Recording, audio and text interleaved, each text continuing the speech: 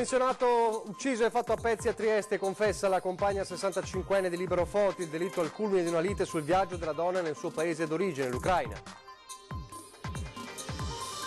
Fiamme nella notte a Villorba, distrutto il capannone dell'azienda Nonno Andrea, vigili del fuoco al lavoro tutta la notte, danni ingentissimi. L'acqua alta stamane a Venezia si è fermata a 107 cm, ma resta confermata per domattina la marea a 140 cm. La città fa ancora i conti con il rischio allagamenti. Intanto sul litorale la conta dei danni è vertiginosa, 87 milioni di euro soltanto per le aree pubbliche, esclusi i privati. Ieri vertice dei sindaci con l'assessore regionale Bottaccini. Questa sera su Antena 3 dalle 21:15 l'Apocalisse di Venezia, il racconto dei giorni che hanno messo in ginocchio Venezia con l'acqua alta record. Drammatico incidente della notte a Spresiano, automobilista perde il controllo della vettura e si schianta contro la recinzione di un'abitazione, la donna gravissima.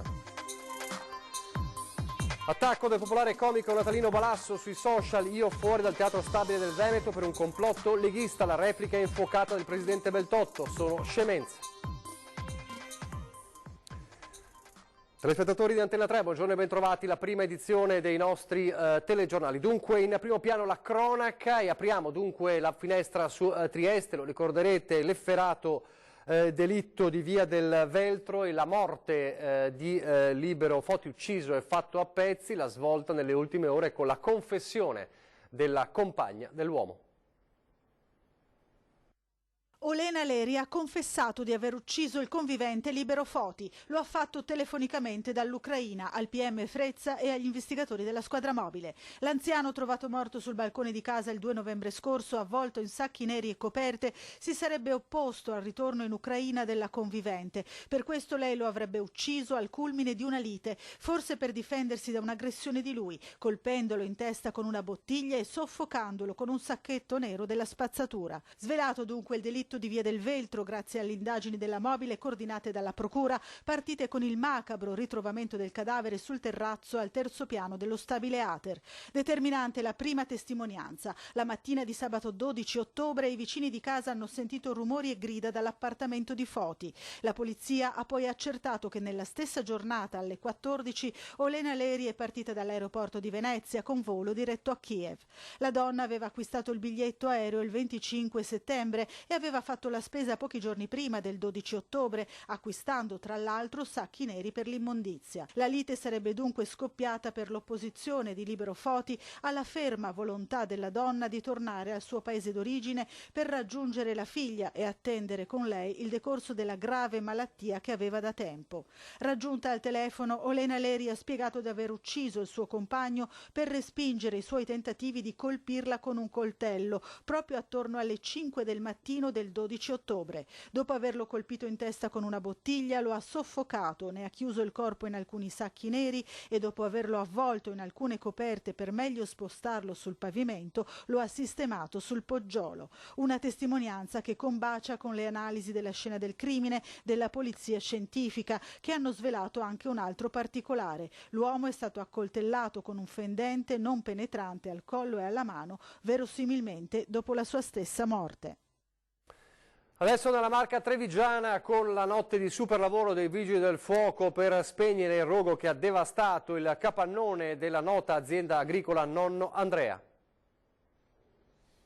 Manca poco alla mezzanotte quando le fiamme si levano altissime ed in breve divorano il capannone dello spaccio ed il magazzino della Nonno Andrea, nota azienda agricola in via Campagnole a Villorba. Sul posto sono immediatamente intervenuti i vigili del fuoco con 10 mezzi da Treviso, Montebelluna e Conegliano. Data la vastità dell'incendio è stata mobilitata anche l'autobotte in servizio all'aeroporto Canova di Treviso.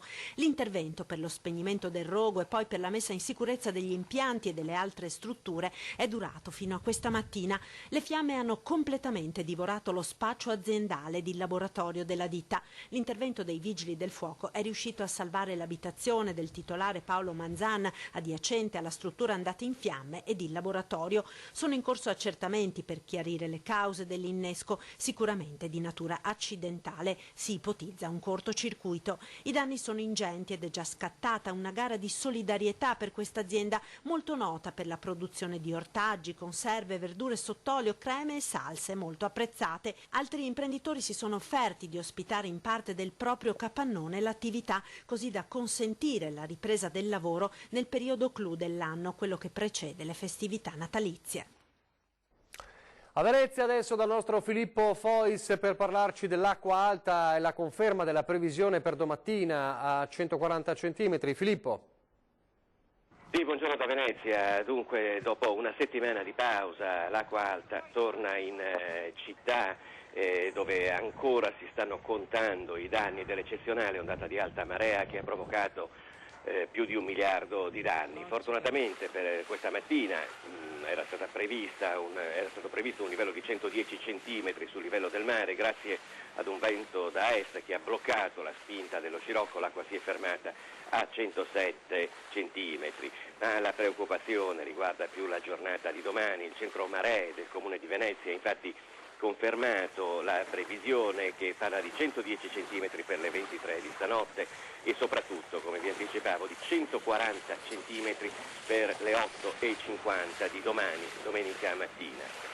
140 centimetri è un'acqua alta piuttosto elevata se consideriamo il fatto che secondo quello che è l'archivio storico delle alte maree a Venezia, che viene conteggiato con livelli scientifici dal 1872, era capitato solamente una volta che per 2 anni fossero state registrate acque alte che raggiungevano i 140 centimetri. Ebbene, la settimana dell'acqua alta eccezionale questo livello invece è stato superato per 4 volte, presumibilmente domenica andremo al quinto sforamento del muro dei 140 centimetri. Si tratta ancora di un'altezza che permette una difesa a negozi, ristoranti, musei e tutti i palazzi generalmente veneziani che oramai si stanno attrezzando sempre di più ad acque alte eccezionali, però comunque si tratta di una misura molto molto elevata per cui parecchie zone della città andranno sotto. Per ora da Venezia è tutto, risentiamo la linea. Grazie a Filippo Fois. Intanto c'è un litorale che continua a contare i danni, il litorale ovviamente veneziano, ma non solo. Ieri i sindaci del litorale si sono incontrati nel pomeriggio a Jesolo con l'assessore regionale Bottacin, danni per quasi 90 milioni. Il vertice di tutti i sindaci del litorale orientale in comune a Jesolo è iniziato con il migliore degli auspici: fare la conta dei danni nei comuni colpiti dalla mareggiata e partire fin da subito con gli interventi di ripristino di spiagge e alberghi prima che la stagione turistica abbia inizio.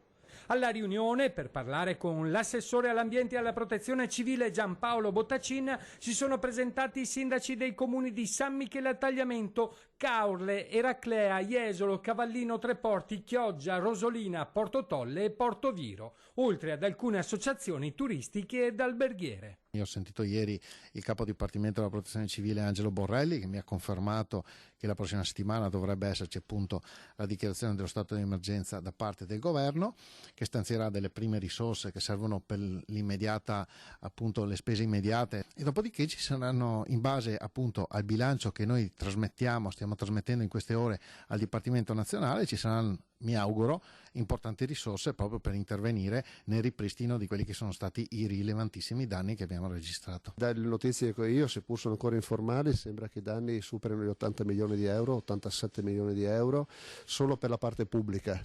Ci sono poi tutti i danni di privati che stiamo quantificando e che saranno anch'essi oggetti di rendicontazione. Parliamo di oltre 1,5 milioni di metri cubi di sabbia che mancano solo sulle nostre località, senza considerare Rovigo eccetera. Quindi vediamo l'assessore se ci porta qualche notizia e anche qualche speranza, perché tutti assieme dobbiamo fare squadra per cercare di arrivare all'inizio della prossima stagione in piena forma con le nostre località sempre all'altezza. E soprattutto un grande piano strategico per affrontare questo problema del ripascimento, che non può più essere un problema in capo alla singola località, alla singola delegazione, ma che deve veramente coinvolgere tutti i portatori di interesse.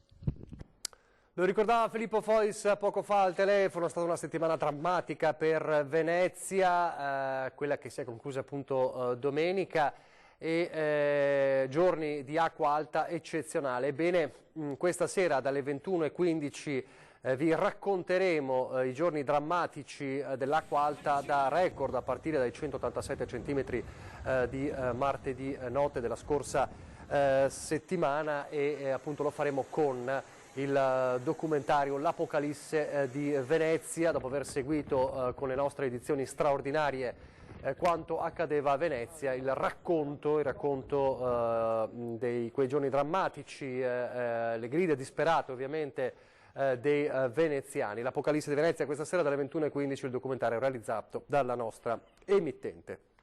Restiamo a Venezia, parliamo del sindaco Brugnaro, ma non sull'acqua alta, perché fanno discutere alcune dichiarazioni del sindaco Brugnaro sui migranti profughi che arrivano con i barconi che per mesi vediamo bighellonare.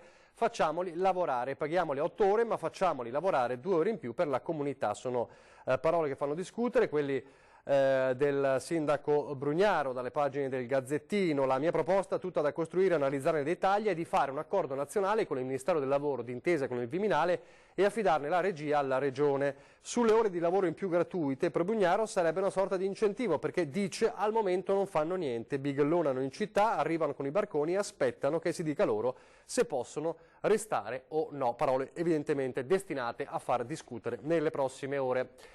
Dall'attuale sindaco di Venezia all'ex sindaco Mario Rigo, scomparso a 90 anni. In queste ore si decide la data dei funerali per l'ex sindaco Rigo, ex senatore ed europarlamentare, funerali che si terranno a Noale. Intanto la politica resta appunto in lutto per questa scomparsa.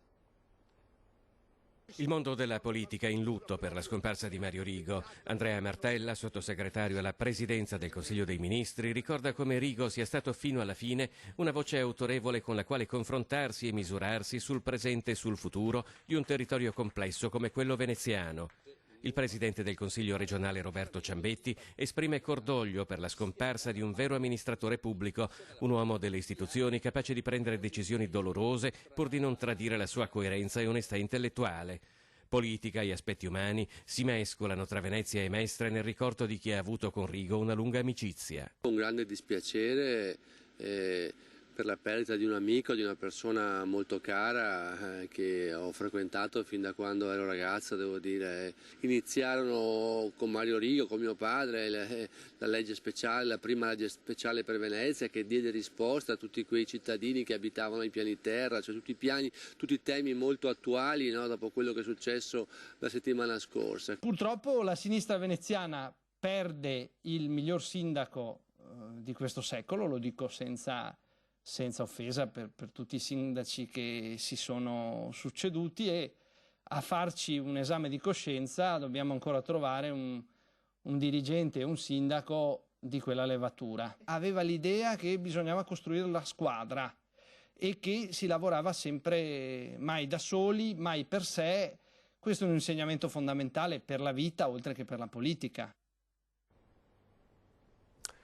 Torniamo alla cronaca, drammatico schianto nella notte lungo la Pontebana a Spresiano, siamo di nuovo nella Marca trevigiana, ancora poco chiara la dinamica di quanto accaduto. La donna alla guida di una utilitaria ha improvvisamente perso il controllo dell'auto, si è andata poi a schiantare contro la recinzione di un'abitazione presente sulla strada. Come vedete nelle immagini, l'automobilista è stata soccorsa da alcuni residenti prima dell'arrivo dei vigili del fuoco, che hanno dovuto operare a lungo per estrarla dalle lamiere dell'autovettura e poi consegnarla alle cure del SUEM 118, ovviamente in condizioni molto gravi. Adesso la cronaca giudiziaria con una nuova udienza sulla strage delle acciaierie venete di Padova.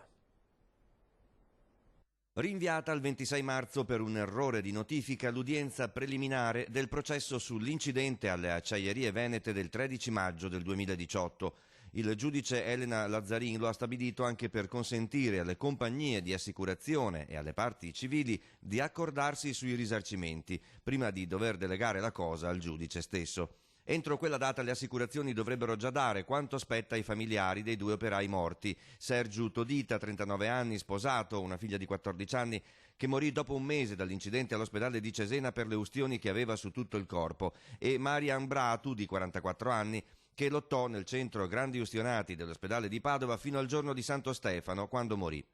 Dalla colata di acciaio fuso a 1600 gradi vennero feriti altri 2 operai, con prognosi di 300 giorni uno e di 40 giorni l'altro, per le gravi ustioni soprattutto alle gambe.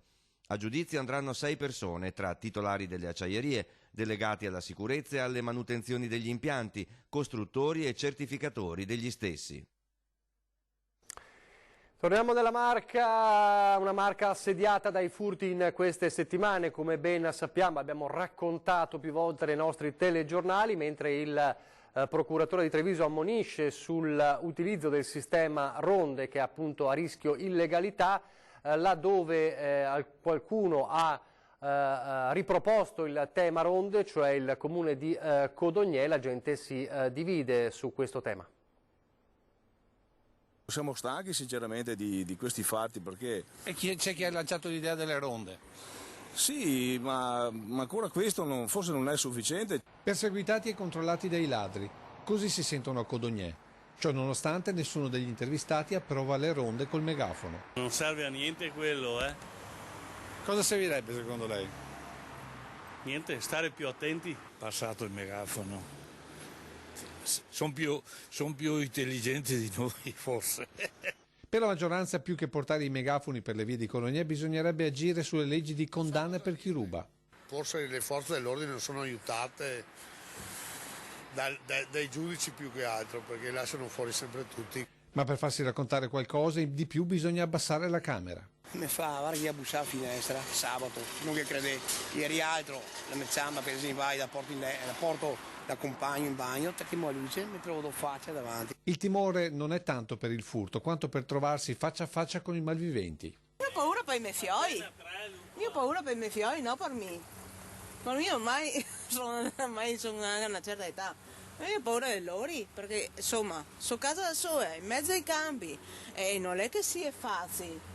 In realtà quello che serpeggia tra la gente è una sorta di rassegnazione mista a fatalità. Cosa fa per evitare? Ah, niente non faccio. Beh, si chiuderà in casa almeno. Beh, in casa sempre ci chiudiamo. Però non si fa niente. Se vogliono entrare, entrano dappertutto. A proposito di sicurezza, ma proprio a Belluno viene varato un progetto di sicurezza con le telecamere. Una vera e propria cinta muraria virtuale fatta di videosorveglianza del territorio e dei mezzi di trasporto pubblico, diffusione del controllo di vicinato e rafforzamento del piano di controllo coordinato del territorio. Un vero e proprio piano Marshall per la sicurezza in una provincia la cui fotografia virtuosa sotto il profilo del crimine svetta ogni anno ai vertici delle classifiche sulla qualità della vita. A Palazzo Direttore il prefetto di Belluno Esposito ha presentato il piano articolato e partecipato da una pluralità di istituzioni volto a mantenere gli standard raggiunti e a migliorarli. Una provincia che deve guardare al futuro, un futuro che è fatto di investimenti straordinari, ci auguriamo di un potenziamento di infrastrutture ed una provincia quindi che deve crescere parallelamente anche pensando alla sicurezza, perché la sicurezza è una delle condizioni per fare sviluppo economico e sociale nel migliore dei modi. A chiusura anno, a dimostrazione che le classifiche non mentono, i reati sono ritornati ai valori del 2016-2017, con una diminuzione dei furti pari al 20% e un dimezzamento delle rapine. Ma lo scenario insidioso futuro pone a tutti la necessità di preservare questa condizione. Ecco perciò la videosorveglianza che per la prima volta viene concepita su scala provinciale grazie a 1 milione di euro messi a disposizione del Fondo dei Comuni di Confine. E questo è l'obiettivo con cui noi siamo partiti alcuni anni fa, utilizzando proprio i fondi dei comuni confinanti per sostenere questo progetto che riguarda 25 comuni di fatto un po' di confine, che permettono, diciamo così, di garantire la massima sicurezza possibile ai nostri cittadini. Il secondo protocollo d'intesa sottoscritto oggi riguarda un progetto pilota di controllo degli autobus attraverso un moderno sistema di videosorveglianza installato su 19 vetture Dolomiti Bus. Ai tanti occhi che oggi abbiamo, anche tecnologicamente molto avanzati in città, aggiungiamo addirittura questi occhi ulteriori montati sugli autobus che riusciranno a dare immagini all'interno e all'esterno degli autobus, non solo a registrare immagini per poi visionarle, ma addirittura potranno essere visti in diretta dalla Polizia Municipale, dal 113, dal 112 e anche riavvolgere il nastro. E sempre nel bellunese c'è grande apprensione per le sorti di Angelo Dalla Favera, l'80enne scomparso da Quero ormai da una settimana. Nelle prime ore del pomeriggio del 17 novembre la sua auto, una Suzuki Jimmy di colore bianco, è stata rilevata da una telecamera di sorveglianza proprio a Quero, ma poi dell'anziano si sono perse le tracce. Ieri in prefettura si è tenuta una riunione per fare il punto delle ricerche. Al momento l'unica segnalazione ritenuta attendibile lo colloca nella tarda mattinata del 18 novembre a Onigo di Pederobba nel Trevigiano. Chiunque l'abbia visto o possa fornire utili informazioni per il suo rintraccio è pregato di contattare il comando provinciale dei Carabinieri di Belluno al numero 0437 2551, ripeto 0437 2551. Pochi istanti di pubblicità adesso, torniamo subito. Servizi. Rieccoci in studio in diretta per parlare della polemica infuocata tra il popolare comico Natalino Balasso e il presidente del Teatro Stabile del Veneto, Giampiero Beltotto. La metafora è servita su un piatto d'argento, facile facile. Se fossimo a teatro sarebbero le baruffe chiozzotte. Il problema è che sì, siamo proprio a teatro, ma la polemica infuocata vede protagonista un comico e il presidente dello Stabile del Veneto. Natalino Balasso da una parte, Giampiero Beltotto dall'altra. L'accusa del primo è quella di un complotto del Carroccio per tenerlo fuori dai cartelloni dello Stabile. Casus belli, un'intervista sul Gazzettino nella quale Beltotto farebbe capire che la PS La bancarotta di Vitaliano Trevisan, tratta da Goldoni e con Balasso in scena, non sia in programma perché se non ti piace casa mia, a casa mia non ci vieni. Apriti cielo. Balasso affida a Facebook un post al vetriolo rimembrando il passato di Beltotto come portavoce del governatore Zaia. Notate che a questi qua della Lega, scrive, non gliene frega di dire a tutti che si sono impossessati dello Stabile del Veneto e che hanno fatto un editto per non farmi lavorare nelle strutture pubbliche del Veneto. E ancora, la vostra idea politica del quasi tutto mio, così bene messa in pratica da Galan, non ha nulla a che fare con l'amministrazione delle cose pubbliche. Il Teatro Stabile, Beltotto, non è casa tua, conclude il comico. Una polemica rilanciata dal consigliere regionale del Movimento 5 Stelle Jacopo Berti. La replica del diretto interessato arriva subito ed è durissima. Che Balasso è un bugiardo che parte da premesse sbagliate e induce nella tentazione di sbagliare anche validissimi consiglieri regionali. Qui non c'è nessun leghista, e se ci sono leghisti che votano leghista bene, come se ci sono quelli di sinistra che votano di sinistra bene, questo è un posto libero. Qui non c'è nessuno che sbaglia per conto terzi o che fa per conto terzi. Forse Balasso è stato abituato ad altri regimi, diciamo così, mi sembra più una lucertola bolscevica che uno che ha diritto a stare su un palcoscenico. E ricorda i giudizi espressi dal comico nei confronti dello Stabile. Balasso ha detto lo Stabile del Veneto ha copioni tradizionali, canovacci settecenteschi, allontana i giovani e gli spettatori giovani del teatro. E ha continuato, che ne sarà di questi professionisti altrettanto giovani? Cazzi loro, questo lo dice Balasso, non io.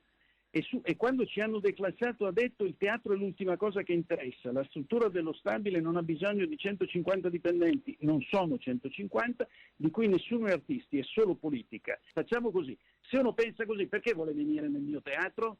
Scusate, nel mio teatro vuol dire nel teatro di tutti, perché, lo ricordo, io sono solo un gestore. Una polemica ben lungi dall'essere conclusa e al Balasso che consiglia a Beltotto di aprire la prosa con il direttore del giornale Sallustio, con Giorgia Meloni, il numero uno dello Stabile fa capire che la frattura è insanabile. Quante chance di rivedere Balasso in cartellone in futuro? Con me presidente mai. Categorico il presidente dello Stabile del Veneto. Con questo servizio si chiude questa edizione, la prima edizione dei nostri telegiornali. Vi ricordo, questa sera alle 21:15 l'Apocalisse di Venezia, il documentario, il nostro racconto dei drammatici giorni di Venezia, le prese con l'acqua alta da record. Adesso il meteo, grazie per averci seguito. Arrivederci.